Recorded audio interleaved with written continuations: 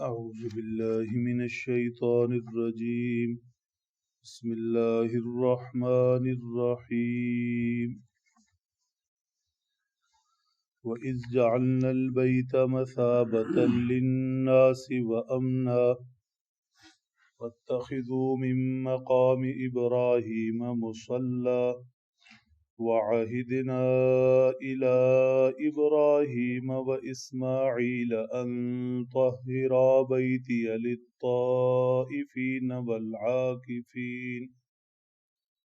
للطائفين والعاكفين والركع السجود.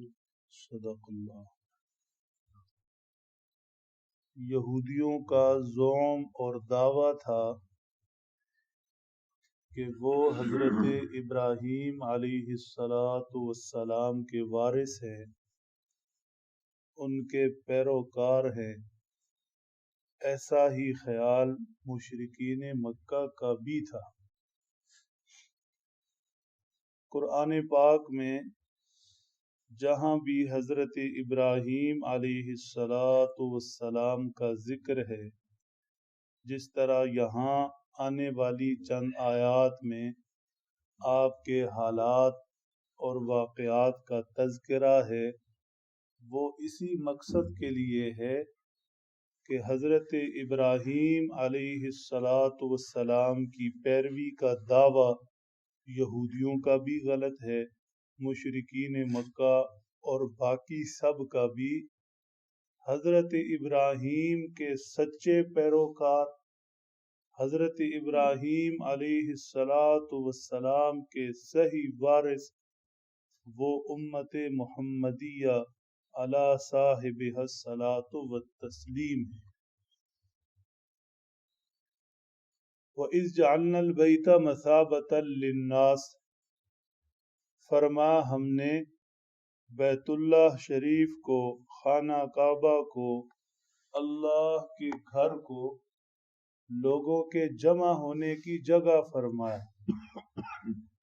حج کے لیے، عمرہ کے لیے پوری دنیا سے، شرق و غرب، شمال و جنوب سے لوگ وہاں پر جمع ہوتے ہیں.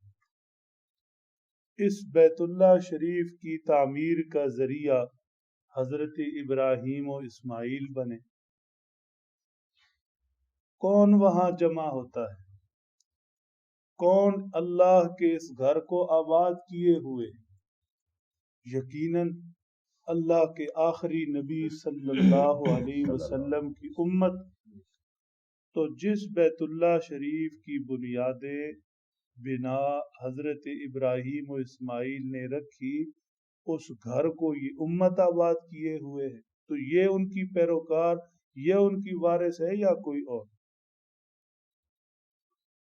پھر فرمایا یہ اللہ کا گھر امن کی جگہ ہے.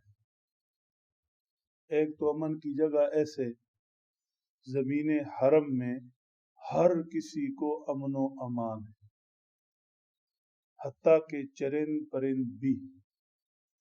جو بھی حرم کی زمین میں داخل ہو اس پر شکار حرام ہے، قتل و قتال، لڑائی جھگڑا حرام ہے، حشرات الارض، کیڑے مکوڑے کو مارنا حرام ہے. تو ایسی امن کی جگہ اللہ نے بیت اللہ شریف کو بنایا. پھر امن کی جگہ ایسے بھی کہ جو بڑے سے بڑا گناہ گار اس پاک گھر میں پہنچا، حج کی نیت سے، عمرہ کی نیت سے، خلوص اور آداب کے ساتھ اس نے حج اور عمرہ کیا، تو اللہ اس کو گناہوں سے ایسا پاک کر دیتے ہیں جیسے آج دنیا میں آیا. تو وہ جگہ ایسے گناہوں سے پاکی کی جگہ ہے. تو جو گناہوں سے پاک ہوا وہ اللہ کے عذاب سے مامون اور محفوظ ہو گیا. اس اعتبار سے یہ امن کی جگہ. پھر فرمایا وَاتَّخِذُوا مِن مَّقَامِ إِبْرَاهِيمَ مُصَلًّى. حضرت ابراہیم علیہ السلام نے جب اللہ کا گھر تعمیر کیا، جس جنتی پتھر پر کھڑے ہو کر انہوں نے تعمیر فرمائی تھی، ان کے قدموں کے نشان آج بھی اللہ کے گھر کے پاس پڑے ہیں۔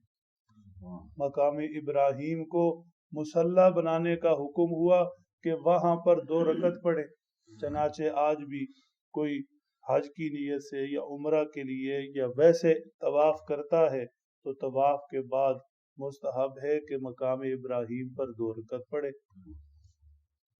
تو حضرت ابراہیم کے قدموں کے نشانوں کی جگہ پر 2 رکعت پڑھ کے کس نے اس جگہ کو عظمت بخشی ہوئی ہے اور کون اس جگہ کی تعظیم کر رہا ہے؟ اللہ کے اس حکم پر حضرت ابراہیم کے قدموں کے نشان جہاں تھے وہاں اللہ کے حضور سجدہ کر کے اس جگہ کو یادگار کس نے بنایا ہوا ہے؟ اس امت محمدیہ نے۔ پھر حضرت ابراہیم اور حضرت اسماعیل سے فرمایا ہم نے وعدہ لیا ان طاہرا بیتی، ہمارے اس گھر کو آپ نے پاک رکھنا ہے۔ جتنی بھی مساجد ہیں ساری بیت اللہ کی بیٹیاں ہیں، اللہ کا گھر کہیں بھی ہے۔ تو حضرت ابراہیم و اسماعیل سے وعدہ لیا کہ اس بیت اللہ کو، اللہ کے گھر کو پاک رکھنا ہے، مساجد کو پاک رکھنا ہے۔ ایک تو ظاہری گندگی ہوتی ہے، کوڑا کرکٹ اور دوسری چیزیں، اور ایک باطنی گندگی ہوتی ہے، کفر، شرک، گناہ، دوسرے ایسے کام جو ناپاکی کے زمرے میں آئیں وہ اللہ کے گھر میں نہیں ہونے چاہیے۔ تو مساجد کو جو بیت اللہ کی بیٹیاں ہیں، حضرت ابراہیم و اسماعیل کی پیروی میں کون پاک صاف رکھے ہوئے ہے؟ یقیناً آخری نبی صلی اللہ علیہ وسلم کی امت۔ مساجد کے اندر اعتکاف ہو، رکوع ہو، سجدے ہوں، للطائفین والعاکفین والرکع السجود، اللہ کے گھر میں طواف ہو، یہ مساجد کی رونق کون بحال رکھے ہوئے؟ مساجد کے اندر بیت اللہ شریف میں طواف وہ تو خاص جگہ پہ ہے، اور پھر مساجد کے اندر اعتکاف، رکوع اور سجدے، یہ چیزیں اور یہ رونقیں اور یہ حضرت ابراہیم و اسماعیل کی اتباع اور پیروی میں یہ دین کی بہاریں اس امت محمدیہ علی صاحبہ الصلاۃ والتسلیم نے قائم رکھی ہوئی ہیں۔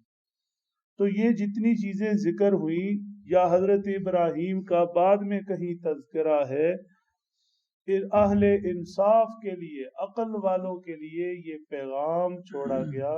قرآن پاک نے قیامت تک آنے والی انسانیت کو سمجھایا کہ سب کے دعوے جھوٹے ہیں، کوئی حضرت ابراہیم کا پیروکار اور وارث نہیں۔ ہاں، اللہ کے آخری نبی صلی اللہ علیہ وسلم حضرت ابراہیم کے وارث بھی، ان کی نسل سے بھی، ان کے پیروکار بھی، ان کی ملت، ان کے دین کو فروغ دینے والے بھی۔ اللہ سمجھ دیں، عمل کی جگہ